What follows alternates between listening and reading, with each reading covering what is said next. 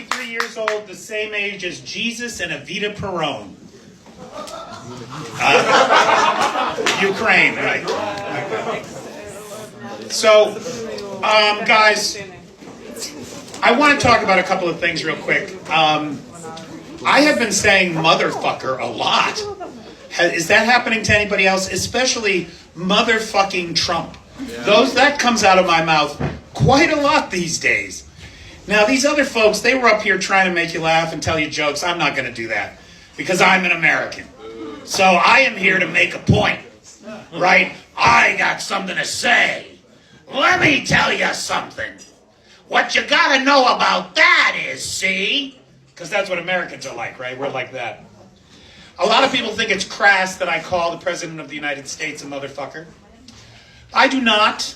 I have a different vision of what class is. In the United States, I have found that there are two classes of people who curse like sailors. The very rich, because they don't give a fuck, and the very poor, because they have nothing to lose.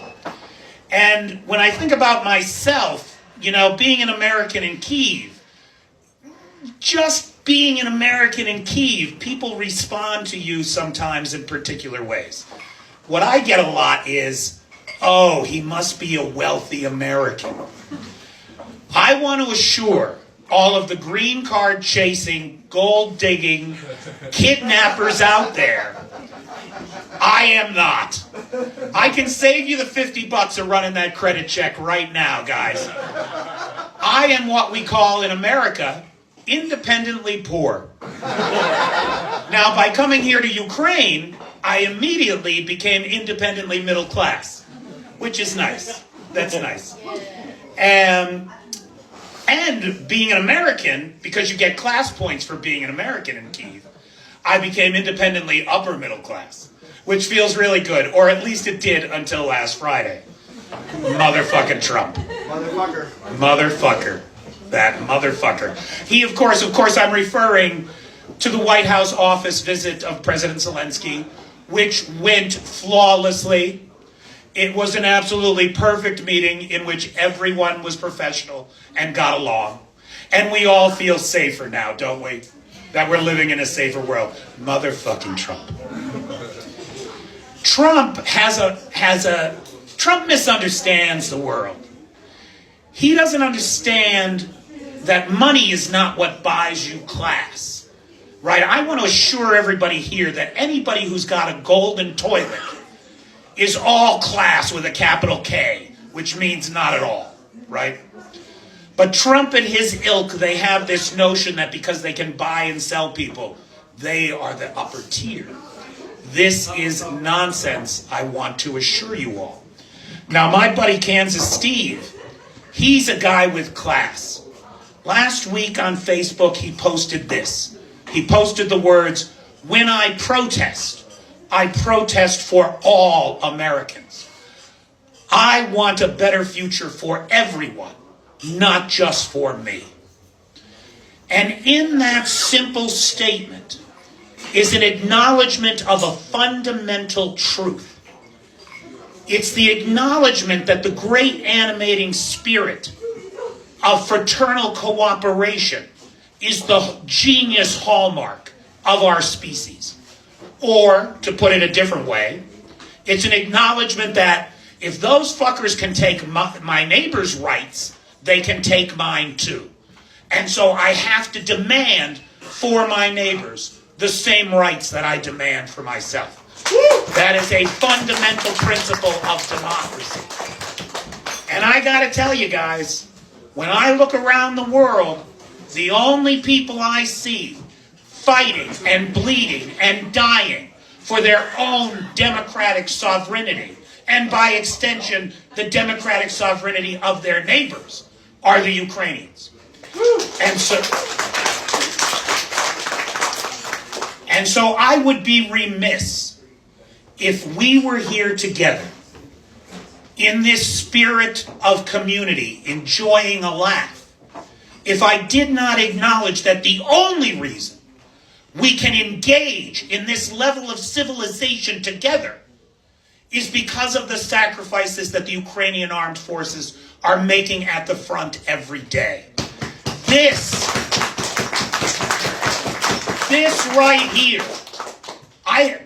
I've had the great good fortune to be out in the Donbass and to talk to some of the guys in those trenches Misha mentioned. And I'll tell you something. There is not one of them that I've met that wouldn't be proud and glad to see the smiling face of one of their loved ones in this crowd, able to step away from the tumultuous, desperate times that we are in and have a laugh and enjoy civilization, which is a real thing and a delicate thing. And it's in their hands. They are the thin line between us and the orc horde that wants to devastate it all.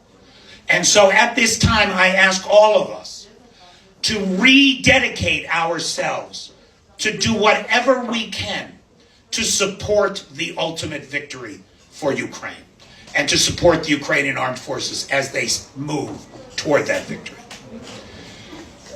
When I think about, and it would not be truthful of me to stand here and say that we are not at the most dangerous moment in this thing. I believe that we are. Right now, we are at the moment of most danger. And I, frankly, am not smart enough to have figured out any jokes to make it funny. And neither could I ignore it.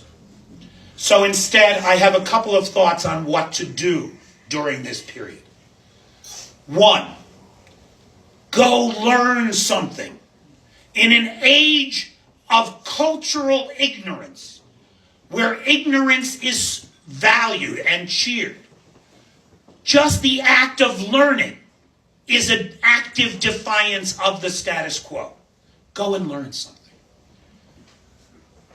In this age of lies and disinformation, pursue the truth at all costs and don't listen to the lying liars and the lies they tell, but insist, demand on facts. And in this time of hatred, choose love. Do something for somebody else. I got a friend in Ohio. All she's doing is painting rocks blue and yellow and hiding them around her town. And it doesn't sound like much, but every one of them that gets found, that gets picked up, that gets taken home and put on a windowsill or put in the garden, sends a ripple of hope and joy out into the world, and every day reminds them of what's important. Because this right here is the most important thing happening on the planet. And finally, the last thing is it's okay to call the president a motherfucker. It's not okay to call that motherfucker president. Thank you.